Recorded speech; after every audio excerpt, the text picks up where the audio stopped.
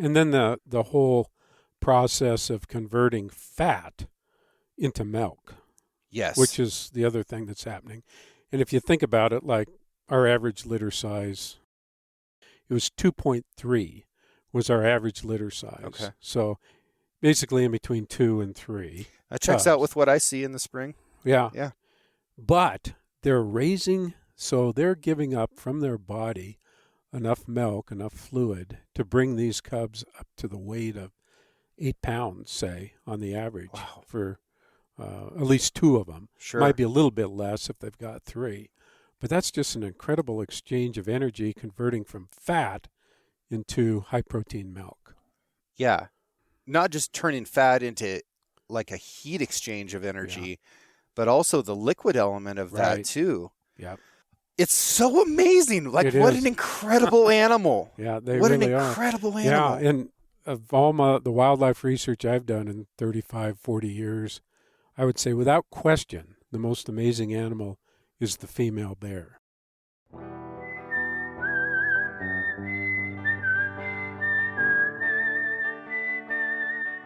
These are stories of outdoor adventure and expert advice from folks with calloused hands. I'm James Nash, and this is the Six Ranch Podcast.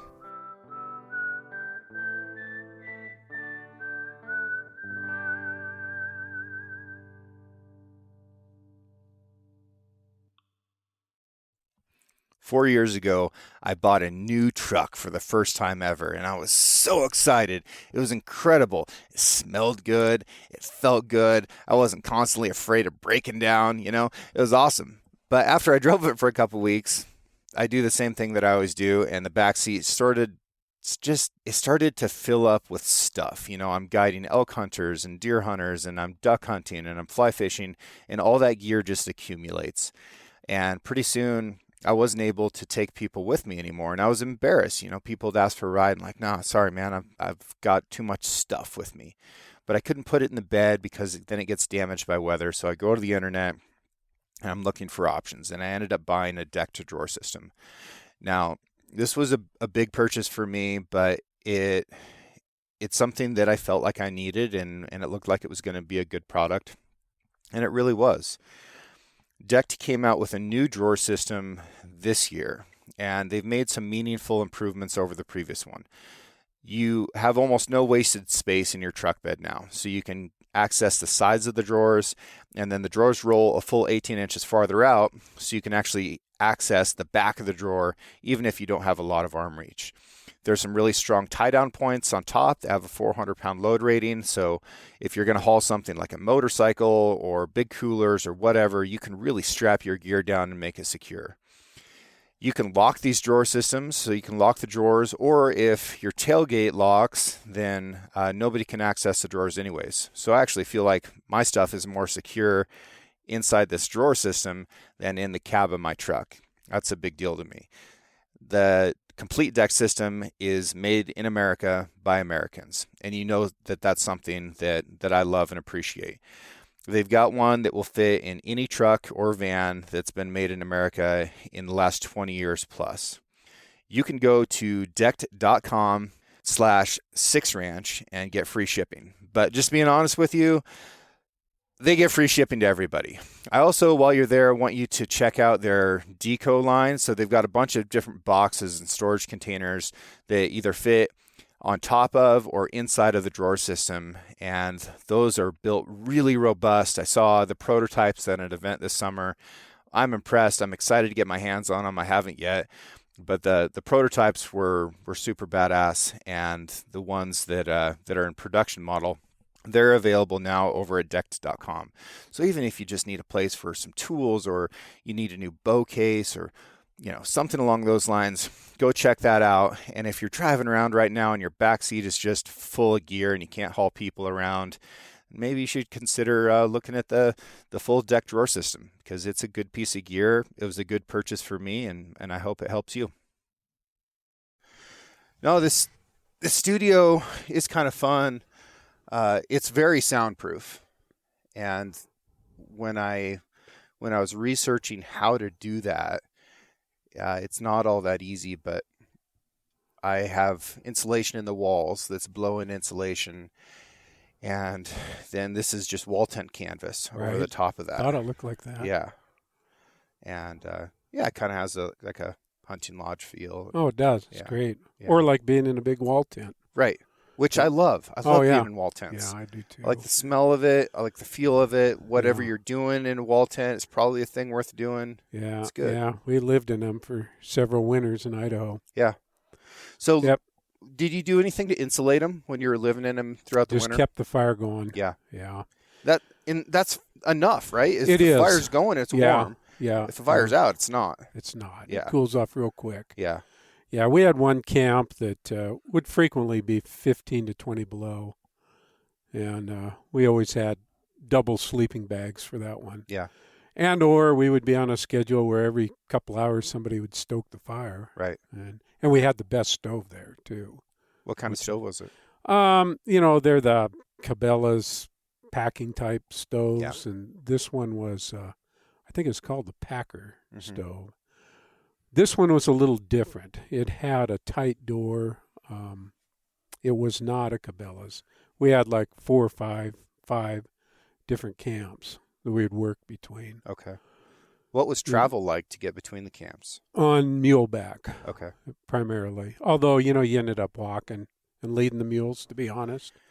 Do you need a different saddle for a mule than you do for a horse just because of the difference in their anatomy? Yeah, we have. It's got a little narrower tree. Okay. That's the main feature. Of course, you can find that in old style Western saddles too. When all the horses were starving to death. Yeah, all the horses were thoroughbred, starving to death, and the cowboys were built the same. Yeah. Yeah, for sure. We have an old Hamley saddle. It's, I think, 1913 vintage. Cool. And it's even narrow for some of our mules. Is it? Because our mules, we've used them 3-way driving, packing, and riding. So they actually do the best with a quarter horse saddle, to be honest. My friend Greg Jones builds saddle trees, really nice saddle trees in Adrian, Oregon. And I've been trying to get him to start making them with a CNC machine or make them out of carbon fiber. Yep. Modernize that process a little bit. And there's so much reluctance to change technology for saddles, for horse tack. Oh, incredible. It's amazing to me that, and, if you were to make a saddle with modern technology today, it probably will not be around in 100 years, like the Hamley saddle that you're talking about. Right. But in the short term, it could perform at a much higher level. And it would flex, too. And I think that there's the Orthoflex trees and Orthoflex components that now are kind of doing what you're talking about. Sure. And it's probably better for the animals in the long haul. Well, you could make the thing 20 pounds lighter, probably. Yeah. That's significant, too, especially for all these speed events that people are doing. Oh, I know it. Yeah.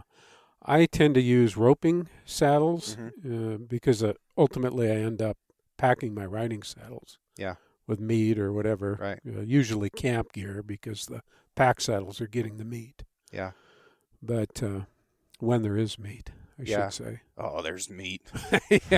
Yeah, that's right. Anymore. Well, I mean, you're a bow hunter, so maybe but I've got friends I help rifle hunt. That's right. Not much meat. Oh, I'm giving you a hard time. Although it's amazing how many hunters up the Big Sheep Wing Ridge country know where my camp is. Uh-huh. And I've told some of them, you shoot something up there. I've got the mules. If I'm not tied up, I'll give you a hand. Yeah. So they'll come and are you there this year? Yeah, the backcountry Uber. Yeah. Yeah, something that I have thought about within pack saddles specifically. I do love ropes and I love knots, and I always have. I can sit with a piece of string and just tie knots for a long time and forever, be very, very content with that. However, I see real application in changing the way we tighten gear to an animal, whether that's with ratchet straps or some of our things that can pull up tension and have some flex and still add tension. There's so many things we have available now that are better than a hemp rope and a diamond hitch. Right. Yeah. And I went away from hemp rope probably 30 years ago, as soon as the lineman's ropes started to become available. And although I can get things untied pretty quick because just muscle memory. Yeah. You know what to do. I might fumble around with a ratchet strap. Yeah. Although I won't say I haven't used a ratchet strap to secure a top pack in between the rings. I think there's real application for that kind of thing. Oh, yeah. And, I like webbing a lot when I'm lashing stuff down, especially on boats, because it doesn't stretch. Right. However tight it is how tight it's going to stay, whether it's hot or cold or wet or dry. And you've got a kind of a gripping effect as well. Yeah. But no, it's all good. There's good that comes with tradition and that reluctance. Yeah. And then there's also, this thought that, are we just dragging an anchor? And right. And some people are just, quite frankly, never going to put the time in to become proficient with all the various hitches that are safety oriented. Yeah. The hitches themselves, be it a diamond hitch or whatever, quick release knots, you name it. Yeah. I was team box hitch. Yeah. Yeah, that's where I lived. I never got fancy. Yeah, I've done box hitches too. You do this for 40 years, pretty soon, if you do a lot, you've pretty much experimented with them all. Yeah. And it's like, they're all good. They all have their specific application. But I like hang-on pannier bags with a top pack. I use a tipped-up basket hitch. Mm-hmm. It's simple. Yeah. And I can get my saw out quick or whatever, and it seems like as the years go by, you kind of get into simple and quick. Yeah. And I've got a quick mule anecdote, and then we'll leave packing behind because that's not what we're here to talk about today. But I talked with Cliff Gray this fall and asked him about his worst mule he ever had. He was running over 50 head for a big outfit in Colorado, and I can't remember what the mule's name was, but he talked about this mule, and he told me that he'd gotten rid of it. Well, I had 3 other outfitters write me and say, I think we ended up with that mule. So it was just trading hands and outfits and getting sold or given away. It's like a cheap mule. Yeah. And as far as I know, it's either in Montana alive or it's in Montana dead at this point. Yeah. Probably buried in Montana. Could be. Yeah. Grizzly bait. Yeah. Yeah. When I was guiding for this outfitter on Big Creek in 1990, the outfitter, he was a character, Jerry Jepson, and he always called me Pard. He called everybody Pard. He said, Pard, you're going to get the rough string.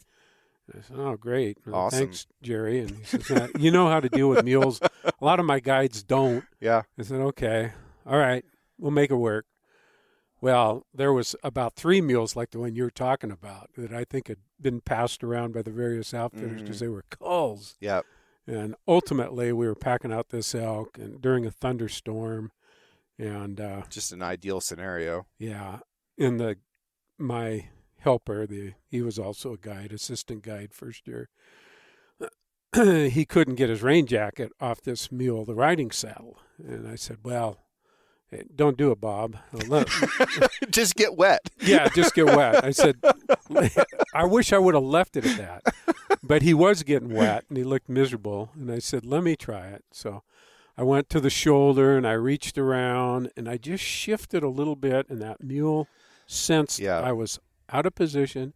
It reached forward, and wham, knocked my knee out of joint. Yeah. And, man, I tell you, that rough string stuff is not the way to go. I learned that. Well, and that's not a place you want to be with a dislocated knee. Fortunately, this guy was amazing. His dad had been a Hell's Angel in San Francisco. He had grown up in a Hell's Angel environment. Okay. He was big and strong. Yeah. He didn't know about hunting. He ultimately became, I think, one of Idaho's premier guides. But that guy was strong. He weighed about 240. He did everything that needed to be done. Yeah. And, I had to tell him a few things, but he just took charge. He picked me up and he put me on the good mule. Yeah. And we got up out of there. But it was pretty impressive. And it was in a hole. Yeah. And it's one of those bad experiences. Yeah. And but here you are now. Yeah. You're still out there chasing chuckers down on the hillside. Yeah. Got a little bit of a bum knee, but I live with it. Yeah. So. Well, we're here to talk about bears. So on the show last week, we talked about the urbanization of black bears in the Tahoe Basin, which is so fascinating and interesting to me. And the more I've thought about it since having that conversation with Toogee, I really sincerely believe that where bears are at currently in that Tahoe area is the step right before domestication. If I were to imagine how a wolf becomes a dog that lives in a camp, this is the progression, right? And the stage that they're at there is when they're relocating those bears, the bears either come back to where they were or they starve to death trying to get there. So they're not able to eat on their own without having that human food source. And that dependency, I think, ultimately results in either we've got to kill all these bears or kill bears constantly, or bears become pets and they become part of our lives. Right. And that latter scenario, I don't think is workable. Yeah. I don't think that there's been enough evolutionary time for that to work. You know, you threw out the analogy of a dog, and that occurred over thousands of years. And we're looking at something that's pretty quick track. Yeah. There's going to be some individuals that probably would be not disruptive to human activities. Right. But the majority at some point are going to revert back to their instincts. You know, I need to dig into that building in order to get that food item, sort of a thing. We were looking through all the skulls in the studio here and talking about relative brain size. And bears' relative brain size is actually tremendous. Yeah. So if we look across mammals, bears end up right there with the great apes.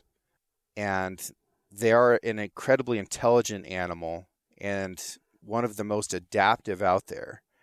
And I think that both of those things could lend themselves towards sort of an accelerated evolution. You got a good point. Yeah, probably more so than the dog, Maybe the wolf. Yeah, because if you look at those skulls, really analyze them, I think if you measure the cranial capacity, it would be the highest. For the bear in that group you have up there, with the exception of the river otter. With the exception of the river otter. Yeah, proportionally. Yeah, and river otters are a very interesting animal. I'll have to do an otter show at some point. I don't enjoy the role they take ecologically. I'm pretty anti-otter for what they do, but what a cool animal. Yeah. I mean, amazing. They're an incredibly efficient killer. They're so fast and agile in the water and on land. They're absolutely vicious. They're playful. They're violent and aggressive. Like all the mustelids are fascinating, but I think the river otter, the badger, the wolverine, those are some really charismatic mustelids, but wow, are they interesting. Yeah, they are. And to live in that riverine environment. Right. Where they're dependent upon, pretty diversified diet. Sure. You know, they eat a lot of mussels, but they also catch steelhead, salmon, cutthroat trout, whitefish, etc.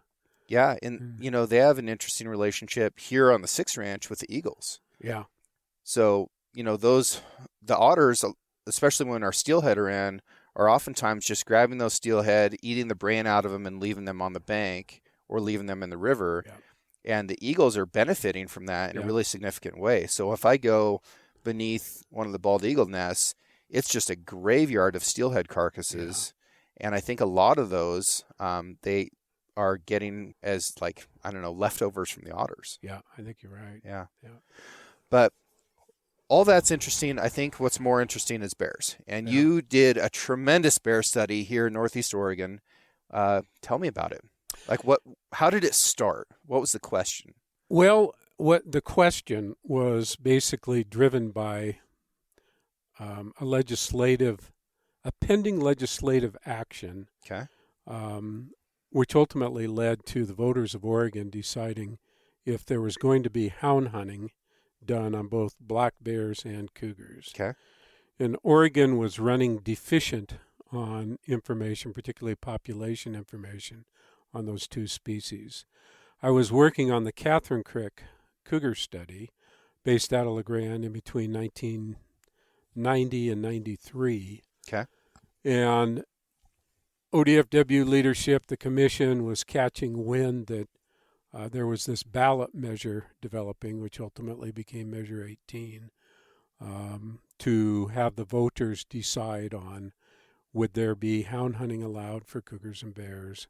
The department realized they needed data fast. So we had pretty good cougar information from that Catherine Creek study and a paired study that was going on out of Roseburg in the southwest part of the state. Mm-hmm.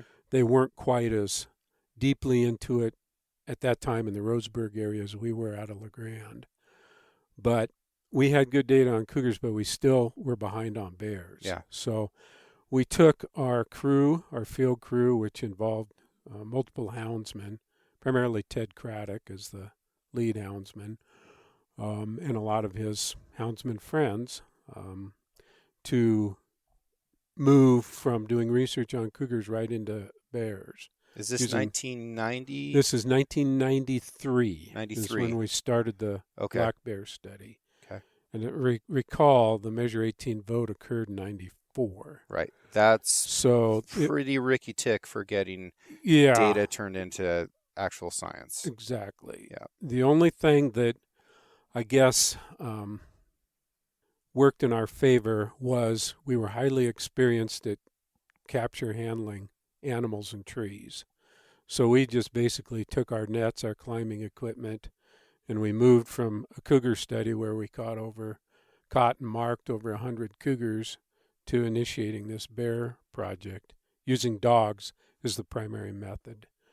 We did do a little bit of snaring, particularly early on, but we felt we were running too high of a injury rate with the snares. Were you snaring lions or bears? Bears.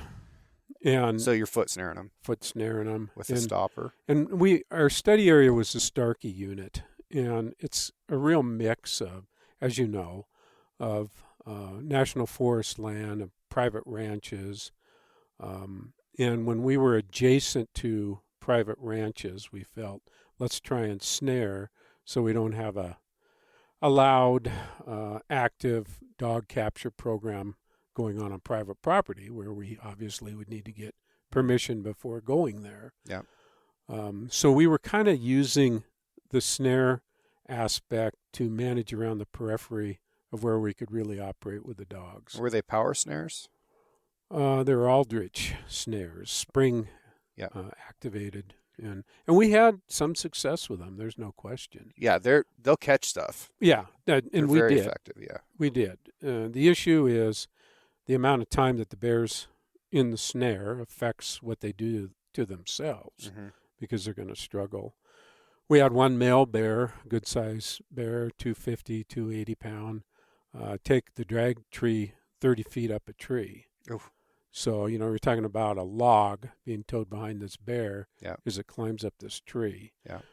Fortunately, it had come back down, but, there's leg damage that results from that. So we just switched to just using the hounds in our aerial capture program where we would dart them and drop them into a net, and or I or an assistant would climb up and put a line around them and lower them. But if you're going to do that, it's kind of nice to climb a tree with a double-layered trampoline-style device underneath you for safety purposes.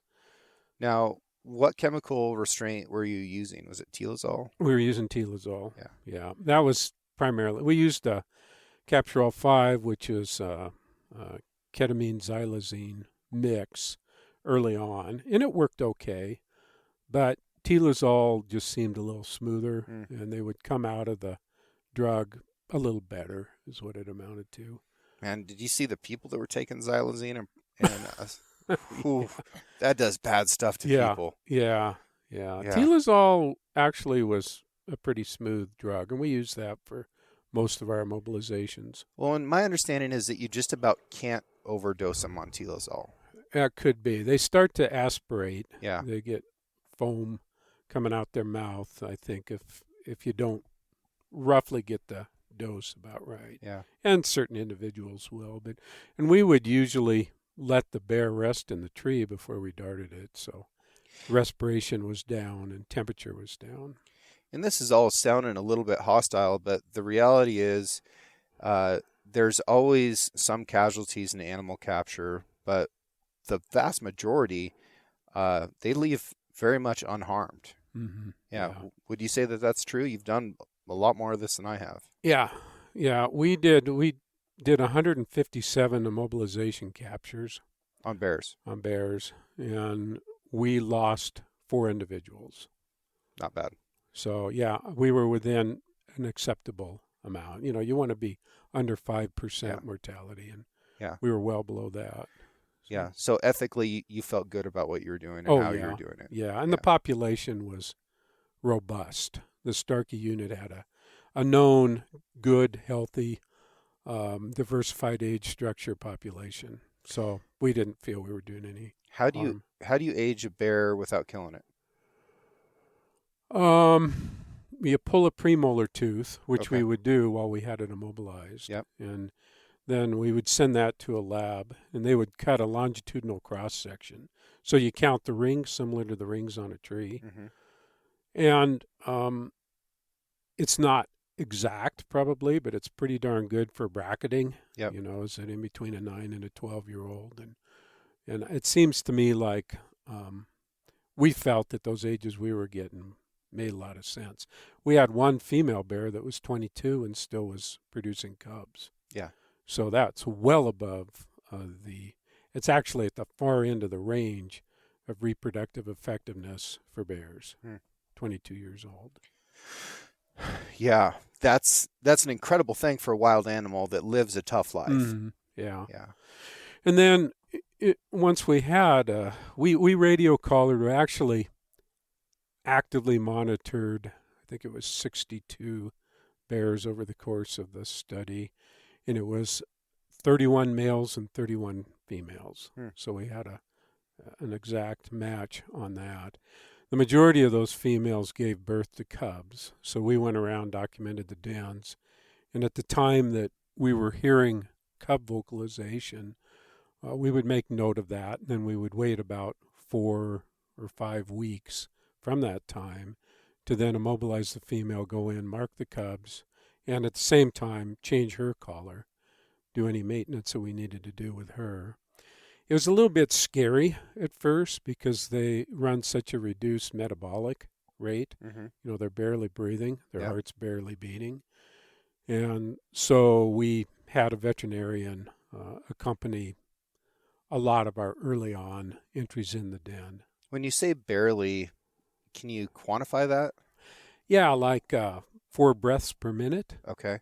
Whereas humans are around 12 to 13 typically. Yeah. Yep. Maybe even less, maybe 3 per minute. And on the heartbeat, can't remember exactly what those figures were, but it was about 35% of what normal up and running would be. So fascinating. Yeah, everything's reduced way down. Yeah. Of course, the cubs, they're not in this reduced metabolic function. They're pretty active, quite active. By the time we were handling them, they typically weighed 5 to 7 or 8 pounds. So cute. They're amazingly cute. Yeah. And at first we were putting in ear tags, but we actually quit doing that pretty early on. It just was a bit too obtrusive to them. And we went with inserting a microchip in their neck. A much better way to go for identification. Although when they're treed, you don't know if this animal's been handled or not. Right. Until you get them in hand. Yeah. But through hunter check-in process over time, there was microchip bears showing up, I think, as late as 2010. So this is like, 15, 16 years after the primary capture part of our study. Where would the microchip go? On the neck. Into the muscle? No, it was just subcutaneous under the skin. And it would go kind of up against the back of the skull. So would it stay in the dermis? I'm just wondering how it would show up at the check station. Yeah, and we had scanners. Okay. So either at any of the regional offices. Yeah. There were scanners, and at the time we were actively doing the study. There was biologists in the field that would have the scanners. We had in the LeGrand office, I don't know, we had a number of them. Gotcha. Probably a half dozen scanners. So Yeah. it was cool. I mean, it was just a really exciting time. The only thing from my perspective was the letdown of how the voters of Oregon opted to vote against hound hunting. And then, because our study went on for years after that vote occurred, Measure 18, and we had to keep our houndsmen motivated, their volunteers, to continue to help us on the study, knowing that they've lost their hunting opportunity with dogs. Yeah. So what science were you able to present to the voting public to help inform their decision? Well, we in 94, was it 94? It must have been 94. The fall, it would have been in the fall of 94 that the vote occurred. So in our capture season of 94, which was technically our second capture season, we were on some local news programs. We were on Northwest Reports, was one of the programs. When I say we, our study members, myself as a biologist, Ted Craddock as a houndsman, Mark Hingham as the ultimate supervisor over the project. We had the opportunity to comment on that program, and we took a reporter out in the field. In fact, it was Lars Larson who went out in the field with us, and it was, I thought, fantastic. There's a lot of good talk about, just as you've brought up, the incredible characteristics of bears and how they live and how they fit into the ecological situation. But after that program aired, we got word from the governor's office that we shouldn't be, as biologists working for the state, making statements that are positive about hound hunting, is what it amounted to. That we needed to be totally neutral and only speak about biological elements, which is kind of hard to do when you're working with a bunch of houndsmen. And, they're doing this incredible service of volunteering literally thousands of hours of their time to find out this important information for bear management. And it's not cheap to keep hounds all year long. No. Or to buy hounds or to train hounds. Yeah. One of the biggest misconceptions in hunting is that treeing lions or bobcats is easy if you use dogs. Yeah. Like some of the times that I've been the most physically exhausted in my life, and cold and scared and like all of that have been when I'm chasing lions with dogs. Yeah. It can be absolutely brutally difficult. Yeah. Yeah. Yeah. And from a work perspective, myself and my assistant, we're packing around all this capture gear because we needed to leave the houndsmen light and agile and capable to keep up with their dogs. Yeah. So it was incredibly taxing. Yeah. I was in really good shape then, a lot better than now. But I'll tell you the thing for me, I never was totally comfortable climbing trees. Yeah. Especially above 70 feet, big ponderosa pines, and if a bear were to get hung up. But you had to do it. Right. But it was a little bit bothersome to me, so I was kind of happy when I was able to discontinue that aspect of it. I've read that 30 feet is the scariest height. I can see that, yeah. And, it gets progressively scarier until you get to 30 feet. And then whether you're 1,000 feet in the air, jumping out of an airplane or rappelling out of a helicopter, like whatever it is, we don't have the capacity to have more fear beyond that point. Yeah. Yeah.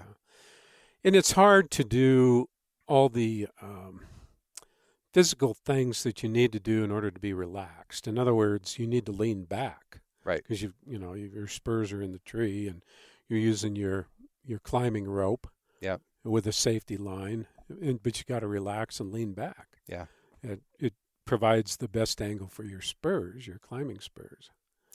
Yeah. So, It's the same way rappelling out of a helicopter. Yeah. You've got your rigging on a medium helicopter. It's up in the middle and top of the aircraft and running out to a Caribbean or on the edge. And you've got to lean back into your harness. And by the time you're doing it for real from a helicopter, you've done it on the ground. You've done it from a tower. Like, you should know that harness, you're not going to fall out of your harness. Like, nothing bad can happen.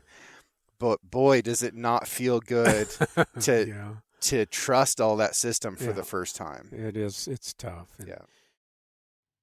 I'm interrupting this podcast to bring you a little bit more wildlife biology. What is delayed implantation?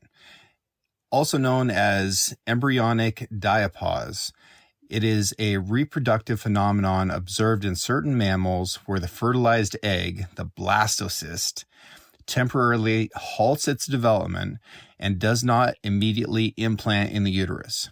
Instead, the development is paused and the blastocyst remains free-floating in the uterus for an extended period of time before implanting and continuing its growth.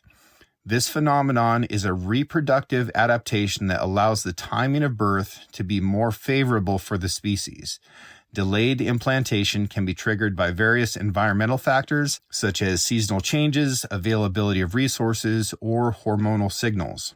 By delaying the development and implantation of the embryo, animals can time the birth of their offspring to coincide with optimal conditions for their survival. Several mammalian species exhibit delayed implantation, including certain carnivores, marsupials, and some species of whales. In carnivores like bears, for example, delayed implantation allows the female to synchronize the birth of their cubs with a time of year that is ideal so that, she can be in the den at the right phase, and when she's ready to come out of the den, then the grass is about ready and the bear cubs are about the right size. This is why it's so important. During the period of delayed implantation, the blastocyst is maintained in a state of suspended animation. Once the implantation is initiated, normal embryonic development resumes, leading to the eventual birth of the offspring. This reproductive strategy provides certain advantages in terms of reproductive flexibility and adaptability to environmental conditions, ensuring that the young are born when conditions are most favorable for their survival. And later on in the study, we started looking at some other aspects of bear ecology, one of which was their dens. And a lot of the bears in that Starkey unit were going in top entry tree dens. So Tell me about that. They were climbing up these big white firs that were basically had some element of hollowness on their inside. A lot of times, if you're out in the forest and you see a big white fir tree that's got a bayonet top, it's had the top blown out of it. Yep. And then it's resprouted with a bunch of like Christmas trees that actually provide protection to the top. Okay. So these bears are going 50, 60, 75 feet, whatever, up these larger diameter white fir trees, going in that pocket up in the top, and that's where they were denning. Wow. And we even had females giving birth to cubs up there. Sure. It was not the norm, but it did occur. A lot of the females that were giving birth were in trees, but they were usually in a base entry type of a tree and or a log that had been left in the woods because it had heart rot, and they would be in a hollow log. So when you're out there hunting or whatever in the late fall or more towards spring, if you look at the entry on those trees that are down and have been sawed, you would see bear hair around the edges. Wow. And there'd probably be a bear in there. A lot of the bear dens I've been around are, crevices and rocks, little caves and stuff like that in the canyons. And I'm always amazed at the amount of grass that they'll gather in the fall to create bedding and presumably to plug that entryway up a little bit. Those are likely female bears. Likely females. Interesting. The male bears, a boar's den, I mean, I think this is where it comes from. Yeah. Because they just did not have the same quality of den as a female bear, particularly one that was going to give birth. They would pack all that bedding material in to make it more cozy for the cubs. But males, they just climb in a hole and make it work. Yeah. But the females, they need some interior decorating. Yeah, some right. Feng shui. Yeah, some furnishings. Uh-huh. Yeah. Cool. Yeah. What else did you learn about the denning? Were they traveling a long ways from where they were living in the fall to where they wanted to den? Well, you go into these studies, you read literature and what people are finding or thinking, and then you try and apply that to your situation or say, well, that doesn't fit our situation. And I think that a lot of what we were seeing was novel and new. The tree use was much higher than the norm on what we were seeing. Mm-hmm. And it's felt, and I think it's been pretty well documented in Yellowstone and other parts of the Rockies, the bears will den and pre-position themselves for an early spring, and when they come out, there's good stuff to eat that's kind of readily available while they're getting their physiological function in order, up and running. But we had some bears that, and particularly males, that were in the top of the Elkhorn Mountains, and literally in the peaks of the Elkhorns. And when they left the den, they popped through a bunch of snow, went right down to the valley and started eating the same green up as a bear that might have dug a hole right by the green up. So there wasn't a lot of rhyme or reason, except for the fact that female bears seem, particularly those that had cubs or went in knowing they were going to give birth, with their delayed implantation process, they apparently would have some signal that they knew they were pregnant, and they would have by far the best dens. And they would have the bedding material. They would usually be connected with a tree, which usually meant it was going to be a warmer den than stone. Some of them would dig holes, but almost always somehow connected with a tree. For those who don't know what the Elkhorn Mountains are, describe what that trip would be like. That is not insignificant. No, it isn't insignificant. And basically, what we were saying was the male bears that might have been along the Grand Ronde River, just out of La Grande in the late summer and fall, maybe taking advantage of riparian berries at that time of year. They would start moving back up into more upland situations. And in the years we were doing the study, there was a lot of cow elk hunting going on. And if some of them were on to gut piles, they would stay longer in that zone where elk were being shot to scavenge the remains of the elk carcasses. But then before the snows got deep, like say Thanksgiving-ish, they would go up by Anthony Lake ski area in some cases and go to some den site that they obviously had known about, because it was pretty much a beeline. You're talking about like 8,000 feet of elevation Right. gain over the course of 40 miles? Yeah, right. That's crazy. And when they went to do it, they didn't dilly-dally. They just went. Yeah. But that's in the case of males that are staying out longer. Yeah. Now, which is typically the mature males. Younger males and females seem to do this more methodical approach, in that they would get around their den site and do what we were calling localizing, hanging out near the den. They pick the den, and they might be out as much as they're in the hole for a week or two. And then you'll get that dump of snow or that temperatures dropping 10 degrees at night, and they'll go in for good. Is there always a correlation between age and size? Do boars get bigger as they get older? Yes and no. By and large, their bone structure, of course, is at the maximum as they're older. Their mass, I think, is very much a product of their feeding behavior. When would you say their bone structure reaches maturity? 5, probably. That's about when 5 they have to growth 6 plates or like a 7. human does, and like Sure. yeah. Yeah.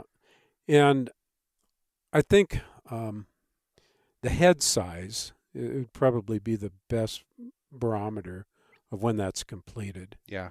It's your biggest bears, black bears in our part of the country in the Blue Mountains are probably going to be in that 8 to 12 year range. After 12, they might make it for another 4, 5, 6, or 7 years, but they're not going to change in size. It's fully developed at that point.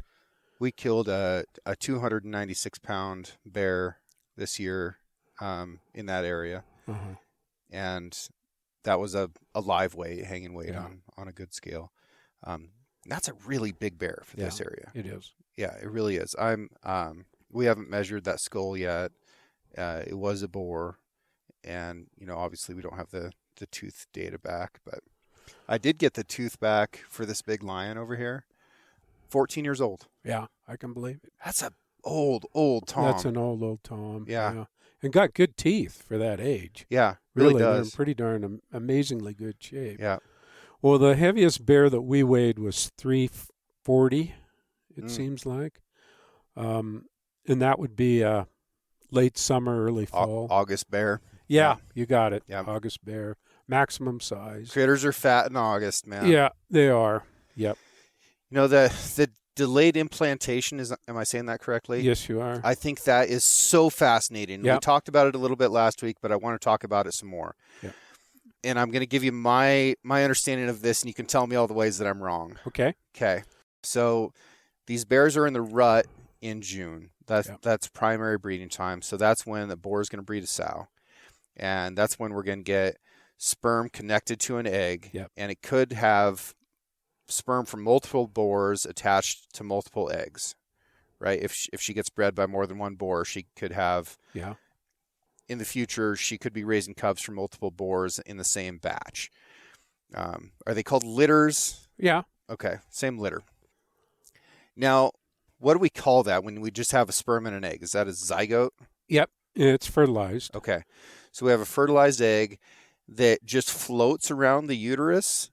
I think it actually attaches to the uterine wall. It does. Yeah, but it doesn't, in essence, develop until the month of October. So later in October, probably. Yeah. Yeah.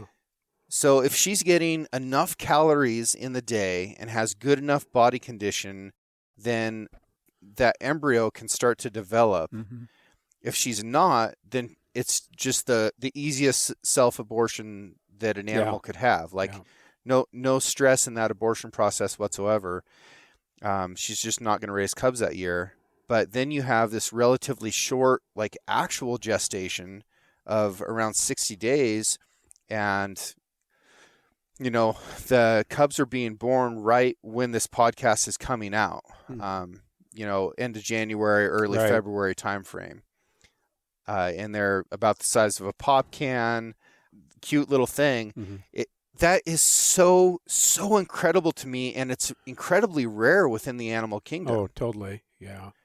It's the only one in North America that does that, or the bears. But if we think about why they would do that, in the spring, in June, they have ample amounts of grass. Mm-hmm. Elk calves are abundant at that time as well. So two of the things they love eating the most are abundant and available when they're going through this high energy output time period of breeding. Sows are defending her cubs from boars that are trying to kill them. Mm-hmm. They've got a high energy output at that time. In the fall, when they go into hyperphagia and really want to stack the calories on, they are not having to deal with that extra stress like the deer and elk are. I mean, it's so smart. It is so smart to be able to do that. Yeah, and then the whole process of converting fat into milk. Yes. Which is the other thing that's happening. And if you think about it, like our average litter size, it was 2.3 was our average litter size. Okay. So basically in between 2 and 3. That checks out with what I see in the spring. Yeah. Yeah. But they're raising, so they're giving up from their body enough milk, enough fluid to bring these cubs up to the weight of 8 pounds, say, on the average. Wow. For at least 2 of them. Sure. Might be a little bit less if they've got 3. But that's just an incredible exchange of energy converting from fat into high-protein milk. Yeah. Not just turning fat into like a heat exchange of energy, but also the liquid element of that too. Yep. It's so amazing. Like, It what is. an incredible animal. Yeah, they what really an are. incredible animal. Yeah, and of all the wildlife research I've done in 35, 40 years, I would say without question, the most amazing animal is the female bear. Yeah. What else impresses you about her?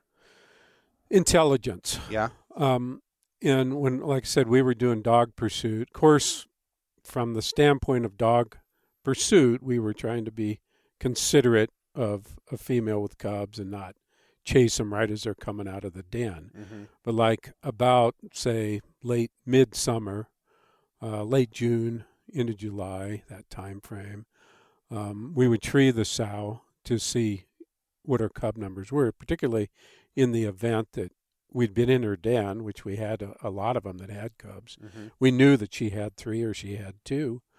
And then we would tree them to see, does she still have 3? There's a little bit of survival information that's pretty important. What did you find? And the majority of them, they survived quite well. And as we treed them, I guess here's where the amazing thing is that the female bear would usually be by a security tree, everything striking distance, but she herself a lot of times would not go up that tree. She'd pop the cubs up. Right. She'd go on a big chase, take the dogs out on this big run, might even bay up a time or two, and she would come back and tree within like 100 yards or less of the cubs. Yeah. So she was there to communicate with them. But that, to me, is a display of intellect, intelligence. Yeah. And we see animals, lots of different animals do something like that.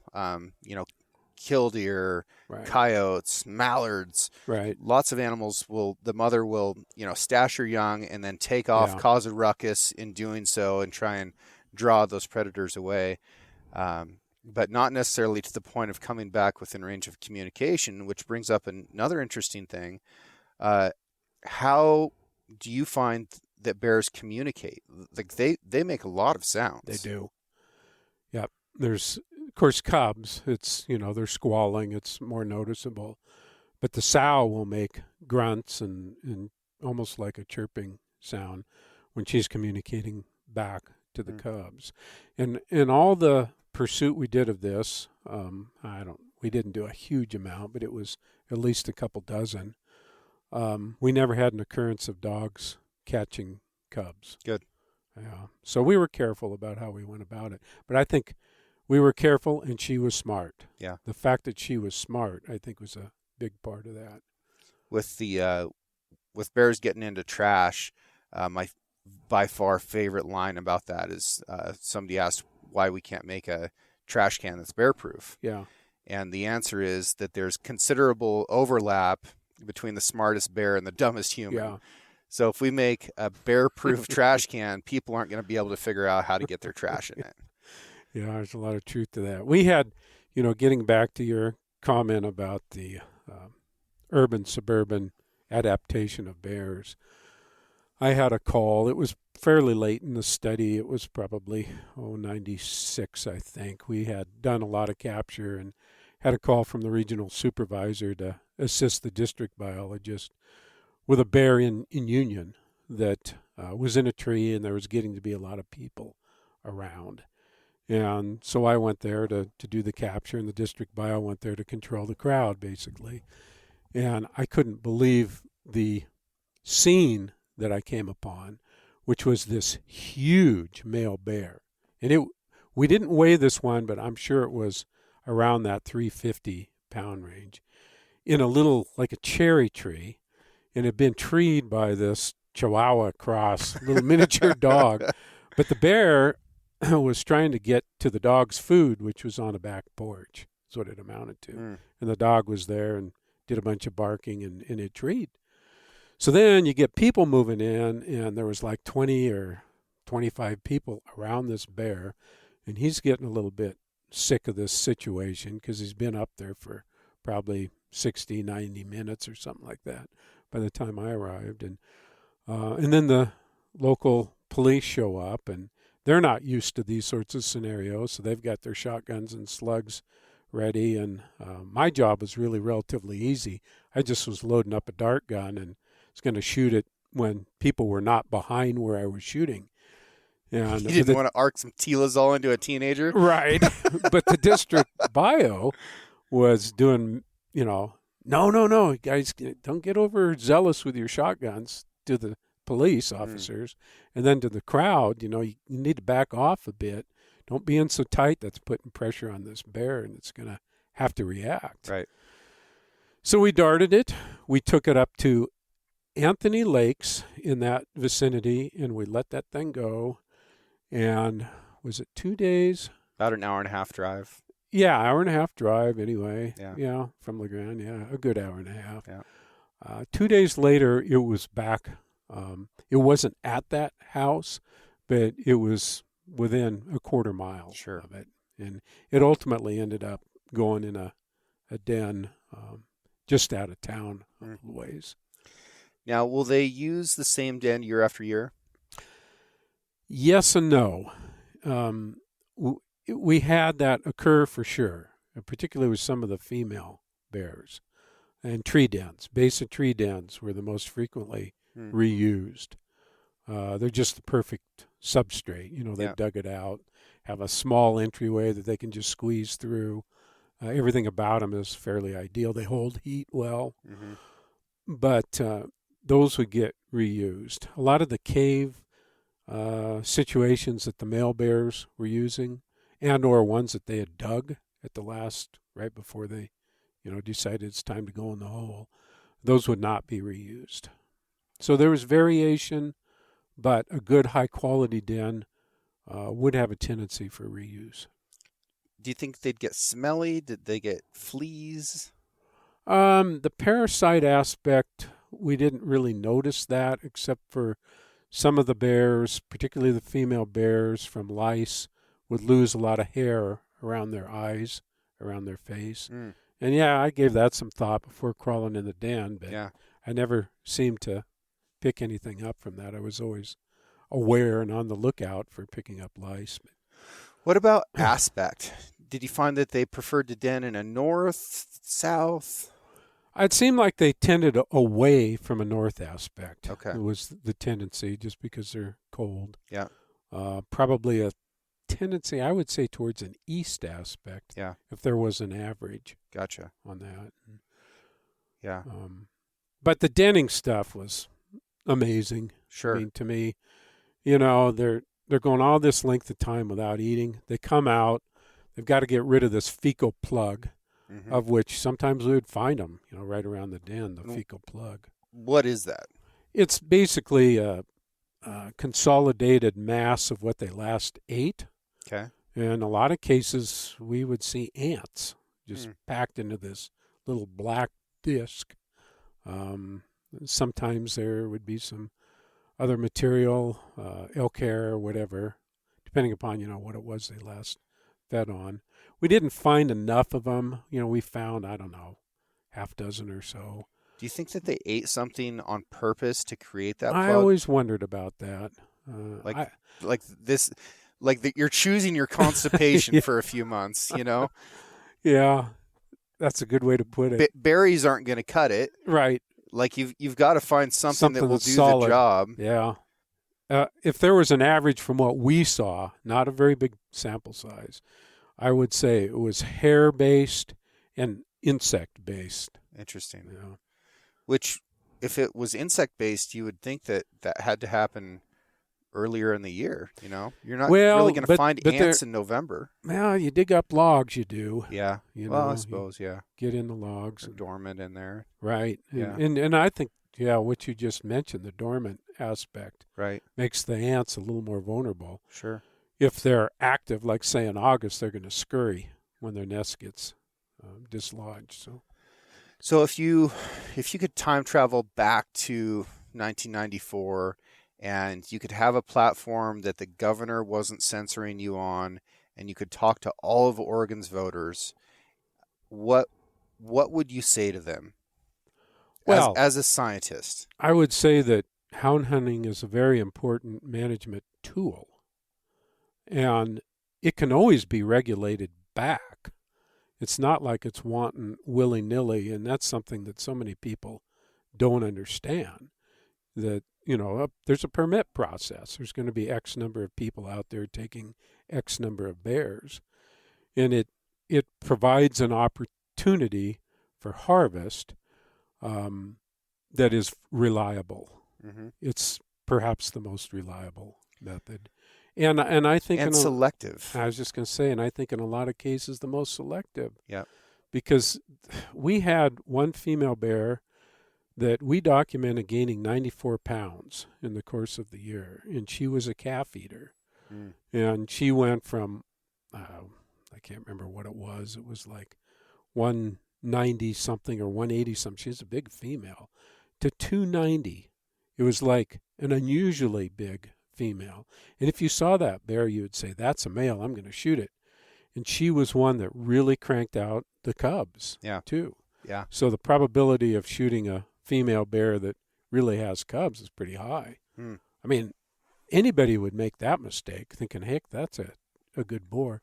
Sure. So, but as a houndsman, you put it in a tree, you get a good look at it, you can see that it's lactating.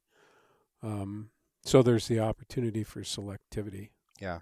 And I guess it's just another tool. And bear hunting it's exciting. Mm-hmm. I think it provides a real challenging opportunity, whatever your method, be it with hounds or spot and stalk and or calling, Mm-hmm. which is done a lot now, is calling pretty effectively, which gives a little bit of an opportunity for selectivity if you call.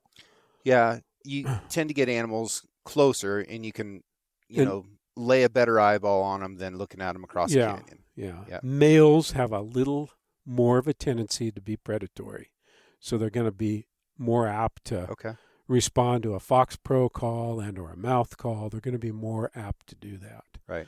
Which electric calls are legal for calling bears in Oregon. Yeah, they are. Baiting is another great way to be selective about the bear that you're going to hunt. And there's a couple things with bait. There's the closeness, but today we have a picture of that bear, right? Mm-hmm. For every bait, there's probably a camera. Yep. So you know which bears are coming in, and you've got a good idea of which bear you're planning on hunting, and you can recognize it when it shows up. And you can be so much more selective. What does a healthy age structure look like? Because that's what we're sort of talking about here for folks who are maybe not understanding. Like, why would it matter? It matters because you want to have a bear population that has, so many at different ages in order for it to be healthy and to really maximize its benefit to the ecosystem. Right. So what does age structure look like in a healthy way? Well, of course, the habitat situation is going to be somewhat variable, but from a management perspective, you want your age structure to be 3.5 years or greater of age. And from the standpoint of what that looks like in the field, that's a mature animal, right? Is what it amounts to. Yeah. So that's in that age node of, say, 3.5 years is something that would be generated from analyzing 24 or 30 bears that were harvested and look at their average age. That's the index that's used for that. How old is a sow before she can have cubs? About that age. About 3.5. Yeah. Okay. Sometimes at 3, but primarily in that 3 to 4 age bracket. And we had some that, we had marked as yearling bears and radio collared that I know there was at least one, maybe 2 that didn't give birth until they were 5, but probably the average is in between 3 and 4. I've seen some tiny sows in the Frank with cubs. Right. Yeah. Yeah. Oh, it's amazing. Yeah. Yeah. And those would more than likely be younger animals. Yeah. And that's something else I'd like to make comment about is dispersal. And we Okay. felt we were able to do work with dispersal because we had that mobile capture opportunity with the use of dogs. What does that mean, dispersal? It's for a subadult animal that's approaching adulthood. They get a drive to move, migrate, leave the area. And if you look at it biologically, there's a lot of genetic viability type reasons that they will do that. So you don't have this inbreeding phenomena. And males really disperse. That's the one thing we found. We underestimated their dispersal capability. And on the females, there was a real strong tendency to set up shop, so to speak, somewhere within their mother's home range of, say, a 35 to 40 square mile area. She will carve out a niche. And over time, her mother will pass away and she will enlarge her home range area. But those young males, we had a number, and they always wanted to disperse, in our study case, to the southwest for whatever reason. Probably habitat corridors or who knows what would send them in that direction. But the majority did go to the south and the west, and we had them go from basically LeGrand to John Day, which is a pretty significant dispersal. Hundreds of miles. And we did not have GPS technology at that time. So for me, flying is like that damn bear. I can't catch up with them. So you got to go way high to get this diffuse, soft signal. Beep, beep, beep. And then you've got to figure out which direction and track it down, and then hope that it's staying fairly nearby. And then the next day, round up the houndsmen and go down there and use the telemetry to get in close and get them treed and get their collar off. Because obviously you don't want to leave a growing bear with the collar. Right. We had these breakaway mechanisms built into them, and they were fairly reliable, but not 100%. So you could potentially have an animal get constricted in the neck and ultimately choke. You don't want that. No. What's something that people often get wrong about bears? Oh, that's a good question. I think the people are more fearful of bears than is warranted. That's something that I would say. Black bears. I'm not saying grizzly bears. Not to say that they shouldn't be respectful of black bears, because I have seen situations where they've surprised me with their suddenness of anger or change of demeanor. Right. But by and large, they want to get away from people. Unless they're like in this Tahoe situation that you referred to earlier, where they see people so regularly they don't have that built-in mechanism to be fearful. I think that is very important, that bears, one, are wild, two, are kept honest, which hunting does for us. Right. It keeps them honest. And their diet is something that's natural and not unnatural, as in the situation in suburbia or these semi-urban environments, where I think if you really looked at their diet, it would be probably 70% things that were man-produced products, dog food, etc. Every aggressive black bear encounter I've personally had has been at the end of August or the beginning of September. And I've seen them, smell people and run away, in that scent they were catching. And in one example was over a mile away in the springtime. So like that's the fear response at that point. Right. But change the time of year and you can start having a lot more aggressive encounters. And I find that, anecdotally from other people as well. I hear, hey, I had a black bear charge me this week, and it tends to be last week of August, first week of September. Interesting. I think that there's pulses nodes of time like you're talking about. Another one's breeding season. Yeah. And from a research perspective, when we were walking in on radio-colored bears, Mm-hmm. I felt that that's where we would get the most signals, the woofing type sounds. Jaw popping is another signal. Right. They certainly can be aggressive. There's no question about it. But I think that it is probably coming from the male because, they've probably worked hard to have this opportunity with the female, and they don't want to give it up. Right. And don't really want to be disturbed, quite frankly. Yeah.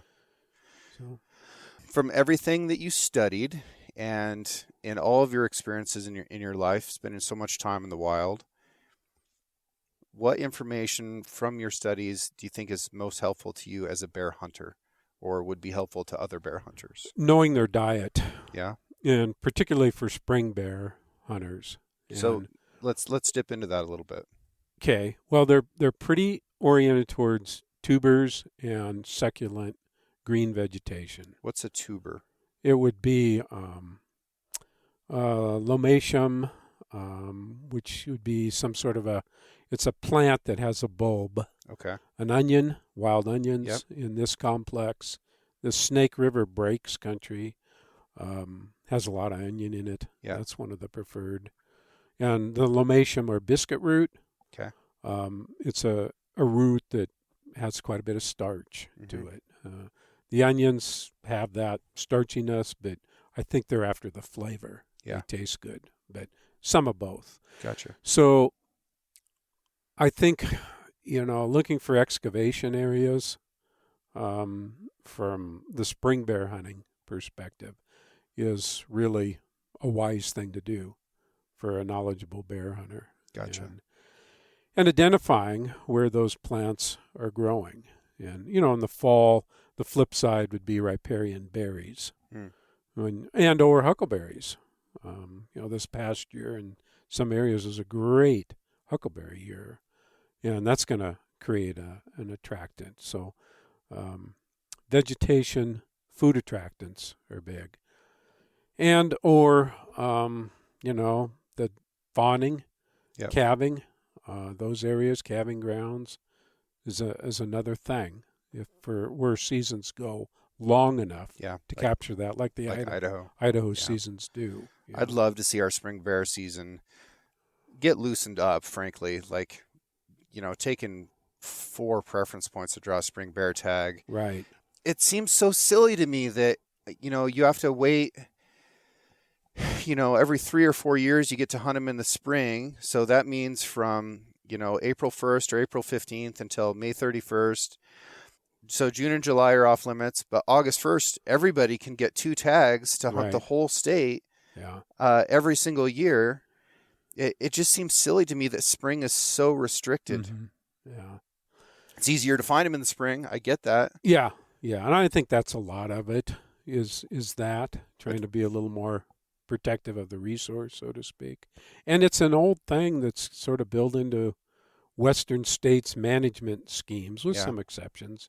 Yeah. Idaho's definitely one of those, but Idaho has... Montana's over the counter. Right. Idaho's over the counter. Wyoming's over the counter. Washington's completely lost its marbles. Right. Colorado, somewhere in between, maybe. I don't... Colorado may be more like Oregon. I don't know if Colorado has a spring season. I don't think they do. Yeah. Yeah. Don't know a lot about Colorado. Yeah. So don't hate me if I'm wrong. Yeah. I would love to see our season extended until June 15th. Yeah. It would be really helpful, especially in these areas where mule deer are struggling so hard, to be able to hunt bears that were specifically targeting those fawning grounds. Yeah. It would be wonderful to be able to target those bears in particular, and that's exactly what hunters would do. Right. Yeah. And that selectivity would accomplish a needed management action. Yep. So yeah, I can see that for sure. My understanding is that the way we take bear populations now is based off of hunter success. Mm-hmm. And hunter success tends to be, you get the same percentage of hunters who are successful given the number of tags. we haven't changed the number of tags.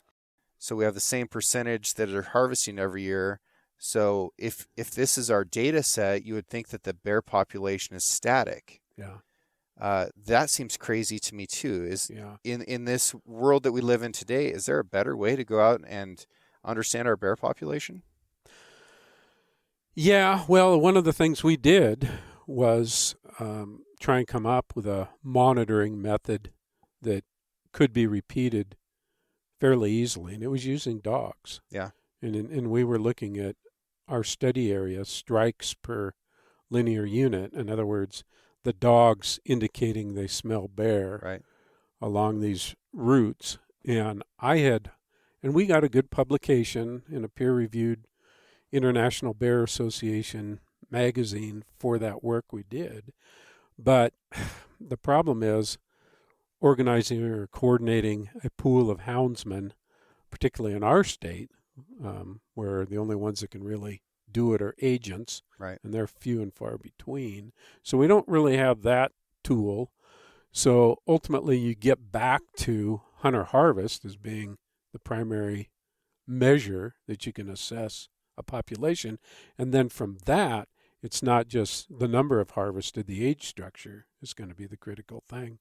So that's kind of the way that we've been forced to manage. Yeah. And we've gradually worked in spring bear hunting. When we were doing our research in the Starkey unit, there was no spring season. But by the time I think it was in the year 2000, we recommended, this population can handle some spring bear hunting. And it started with 50 tags, and then I think it went to 100. And so there has been this gradual opening up. So I don't think it's out of the question to extend the dates like what you're talking about. Unfortunately, we don't have a real reliable tool, population assessment wise, to help support that, other than age structure. Right. Okay. Last question is about color phase. Yeah. I think this is another thing that bear hunters and bear enthusiasts largely misunderstand. I find it fascinating that the cinnamon bear got its own species, or subspecies, when that's just another color phase. Yeah. But that's the lumper splitter thing. We won't get into that. How do you see color changing as a bear ages? And do you see many older bears that are still blonde, for example? Female bears, it seems like, will maintain or hold their color, their pelage, whatever they started with, into later life more, for whatever reason. Males seem to transition from being perhaps a blonde into a brown. And then you get these black-legged brown bears. There's all these sort of transitional phases in between that occur. It's interesting that the more arid parts of our northeast corner of the state are where the lighter phases occur. Yeah. And I think some of that's just environmental adaptation over time. If you're black and you're in Hell's Canyon, you're going to be pretty darn hot. Yeah. A lot of the time. Yeah. In our study area, we ran a preponderance towards black, but not huge. There was a lot of brown phase in the Starkey unit, and not very many blonde or cinnamon. I think we had one that was truly cinnamon, maybe two that were blonde out of a pretty big subset of 157 bears. Yeah. But most of them were black, and black with a white patch was pretty on their chest. Common on their chest. Yeah. I've still never killed a black bear in Oregon. I've got to go out of state to do that, and I think they're so beautiful and special, and the rich black on a black bear is just such a beautiful color. Yeah, it's high sheen. Yeah, it glimmers. They glimmer. Yeah, they're shiny. But some of the brown phases I think are really cool too, and you can really see where people would misidentify a big male black bear that's brown for a grizzly. Sure. And in a lot of cases, they look like they have a hump. Yeah. Uh, Well, they do have a hump in right. a lot of cases. Yeah. It's just it's a tricky thing, and as that grizzly population continues to expand its range, we're going to have mistakes. Yeah. We're straight up going to have people that are very well intentioned that shoot a black bear in a place that's not known to have grizzlies, and they're going to go and see that thing and be like, "Holy crap, that's a grizzly. We just shot a grizzly." Yeah. And then what the hell do they do? Yeah. Right? If somebody does that out here in Hell's Canyon, and they shoot a bear across the canyon and go over there, and its claws are 4 inches long. Yeah. What the hell are they going to do? Yeah. Like bring it in and get roasted alive in the media and everything else? Yeah. Or kick the thing down the hillside, which is the wrong thing to do. Right. They're in a bad situation. Yeah, they are in a bad situation. But I think honesty is the right avenue in that situation, and just say, hey, I couldn't tell when I shot it, and please forgive me, but isn't this interesting? Yeah. That we're seeing grizzlies showing up in Oregon. They obviously are coming down the Salmon River corridor in order to then come up the Snake and then be in Hell's Canyon. I would think that and I don't know this to be true, but I'm going to find out. I would think that if you called one of our state troopers who's a game official and told them what happened, said, I am requesting anonymity to the greatest extent possible for this to protect myself from all the crazies, I bet that they would honor that. I would think so. Yeah. Yeah. Yeah.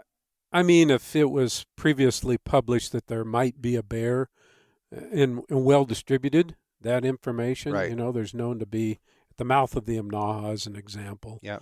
A grizzly sighting. That could be different, but just by chance, there's no way that person should be held accountable. Yeah.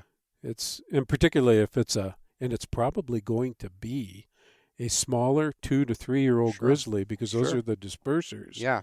That's going to show up. It's going to be right in the size class of a male black bear. Well, I mean, I'm afraid that that's how it's going to happen in Oregon. That's how it happened in Idaho, if I remember right. Idaho said, no, we don't have grizzlies. We don't have grizzlies. Right. And then somebody showed up with a dead one. They're like, what do you call this? And they're like, hey, we've got grizzlies. Don't do that again. Gosh, I think that we probably need to get ahead of that a little bit. Yeah. And, maybe start doing some bear ID classes and differences. Instead of just like a random line drawing in the hunting regulations. Yeah. Like we could do a better job.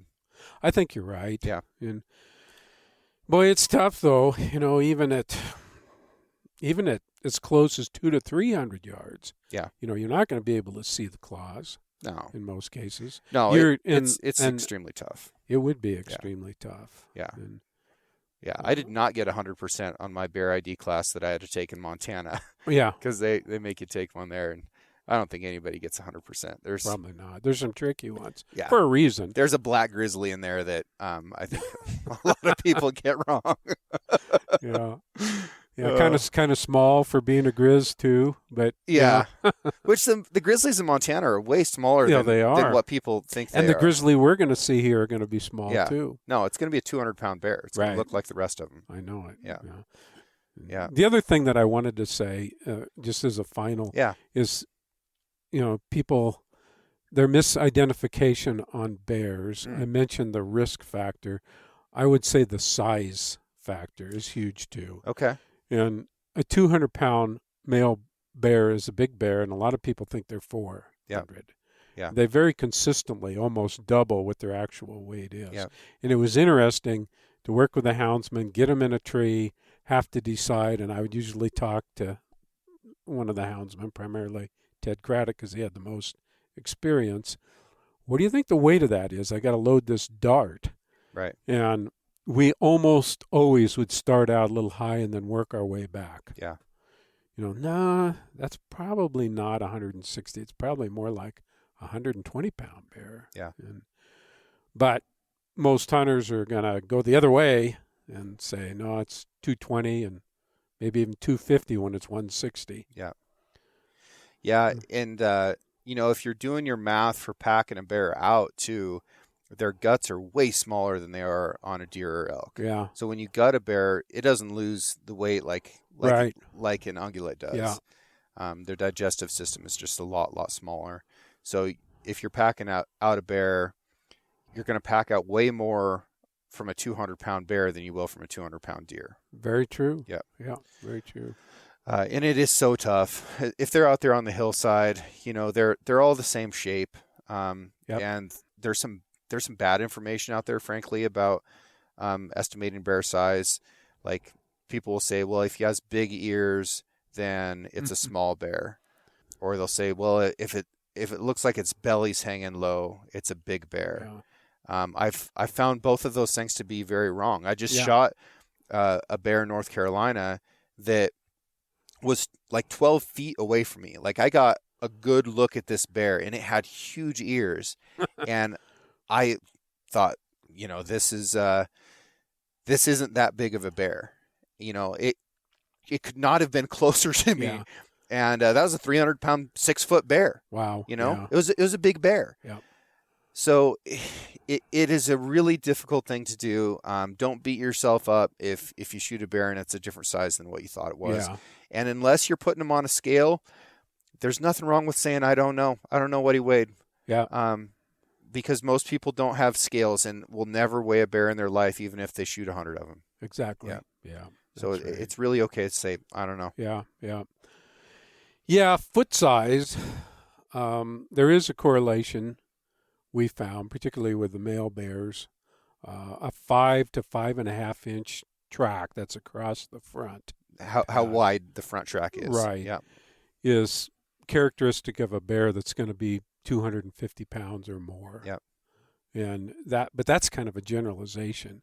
But that, as I guess a reference when you shoot one, you can measure the pad. Yeah. And get some kind of an idea, ballpark figure. Or if you're tracking them in the mud, what kind of bear you're dealing with. Yep. The Alaska guys will often say that the width of that pad in inches is equal to the length of the bear in feet. So if he's a 7.5 inch wide track, they're going to call that a 7.5 foot bear. Right. Yeah. And for us in our world here, a 5 inch track is going to be a big male bear. For sure. Never saw a female. Even that female that weighed 290 did not have a 5 inch pad. Man, so she was gaining a lot of weight. Yeah. And she was. Almost we called her 100 the pounds calf eater. in a year. Yeah, and she was in the prime calving area of the LeGrand watershed. Yeah. Which is quite a factory for elk, or was particularly in that time. Yeah. And, yeah. Yeah. How many calves does it take to gain 100 pounds? Gosh, a lot. Yeah. A pile of them. A pile of them. Yeah. But then there was other bears that would coast along at 130 pounds as a female, and we would track them, and their poop all through that same time period when calving was going on would all be grass vegetation based. Yeah. So it is a learned behavior Yeah. for them to be that predatory. And she must have come from a long line of carnivorous black bears is what it amounts to. Yeah, so folks, if you are interested in hunting bears for the purpose of helping out an ungulate population, really consider calling as a tactic, and focus on that.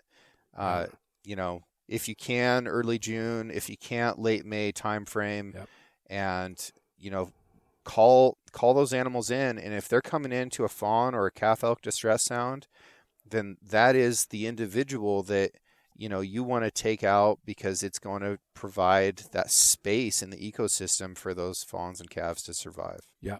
Yeah. True. Very good point. And it probably wouldn't hurt to have some bear spray, because you might be surprised what you call in and you ultimately get one you don't want to shoot. Yeah. But it is on the hunt. Yeah. It's a 110-pound bear. You don't really want to shoot it, but it's in predatory mode. And you might have to squirt it. You might have to spray it. I say shoot it. All righty, Jim. Well, this has been fun. Yeah. Thank you for sharing your knowledge. So much of what occurs with wildlife biologists and science stays in that bottle, and it never makes it out. And the wildlife biologists who are active and still working in the field today, they're so afraid of saying something that's wrong that they're unwilling to talk about their professions, and they just end up preaching to the choir, and it stays within their own little Small ecosystem. group, yeah. And we're going to continue to see wildlife issues make it to the ballot. And, it's so critical that we talk about actual science and what people have found. And I really appreciate your willingness to do that here today. Yeah. Well, thank you, James. Thank you. It's a pleasure to be able to do it. All righty. Bye, everybody.